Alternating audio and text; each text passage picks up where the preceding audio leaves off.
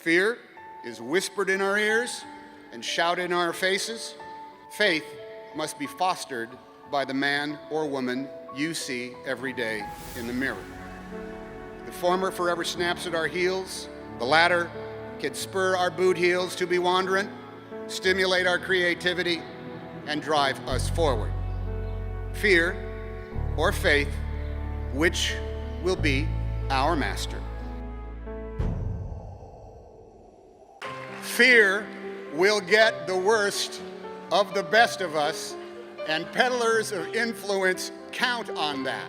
We here up in the stands and surrounding you graduating class look to you as we do every year, hoping you will now somehow, through your labors, free us from what we have come to fear, and we have come to fear many things. Fear has become the commodity that sells as certainly as sex. Fear is cheap, fear is easy. Fear gets attention. Fear is spread as fast as gossip and is just as glamorous, juicy, and profitable. Fear twists facts into fictions that become indistinguishable from ignorance. Fear is a profit-churning go-to with the whole market being your whole family. So no matter how many times I do the calculations, I come up with a social draw. The positives balance the negatives.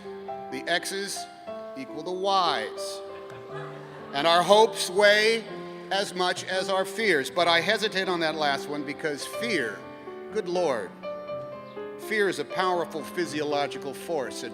But each new day, fear is, as the Jersey poet said, lurking in the darkness on the edge of town. Your rising from bed every morning will give fear its chance to grow stronger, just as it will afford faith its chance to blossom. You will make the choice to react to one or create the other. And because you are smart enough to earn your place on this college day at Yale University, you will sense the moment and you will know what to do. If fear is cultivated, it will become stronger. If faith is cultivated, it will achieve mastery. Fear is whispered in our ears and shouted in our faces. Faith must be fostered by the man or woman you see every day in the mirror. The former forever snaps at our heels and delays our course.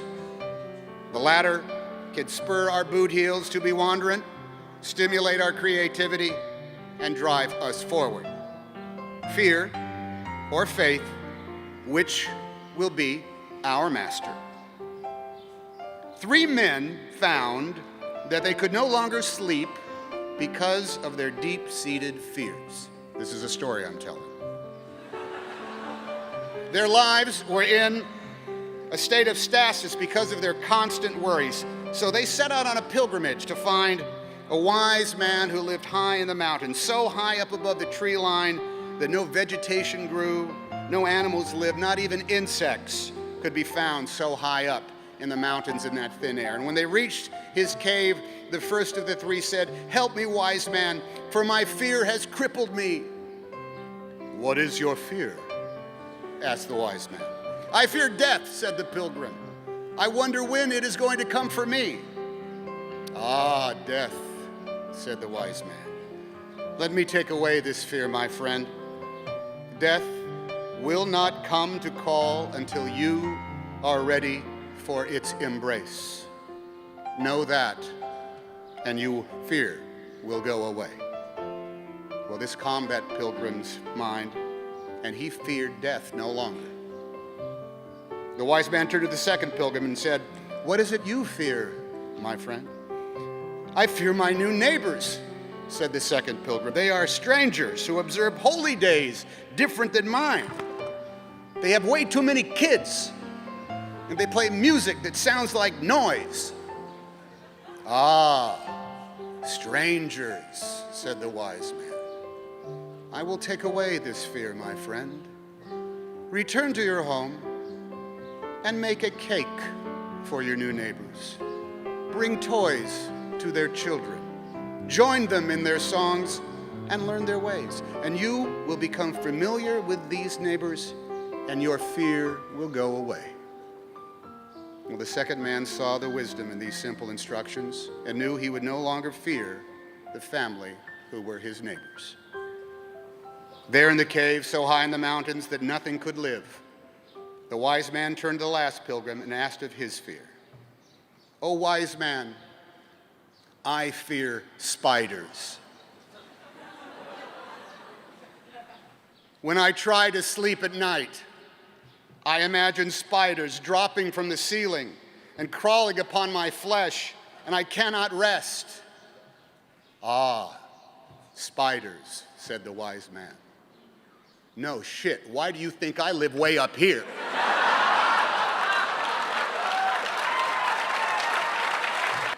You know, I once had a friend who had a rich uncle who promised to pay for his college as long as my friend wished to stay in school. "You should stay in school as long as you can," the rich uncle said, "because when you get out of college, you got to work every day for the rest of your life." And you all will come to understand what that rich uncle meant. Your work begins. Work that will not be always joyful to you. Labor that may not always fulfill you. And days that will seem like one damn thing after the other. It's true, you will now work every day for the rest of your lives. That full-time job, your career as human beings, is to stand on the fulcrum between fear and faith. Fear at your back, faith in front of you. Which way will you lean? Which way will you move? Move forward. Move ever forward. Thank you, and congratulations.